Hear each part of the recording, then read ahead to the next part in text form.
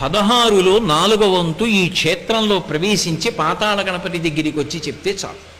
4 నామములు పలకాలి. ఇక్కడ గణపతి దగ్గరికి వెళ్ళి అథవా వెళ్ళి అక్కడ నిలబడి చెప్పి బయటికి వస్తుంటే వెనకాతల చాలామంది ఉండిపోతారు కదండి అనుకుంటే మెట్లు దిగక ముందే నిలబడి 4 నామములు చెప్పాలి.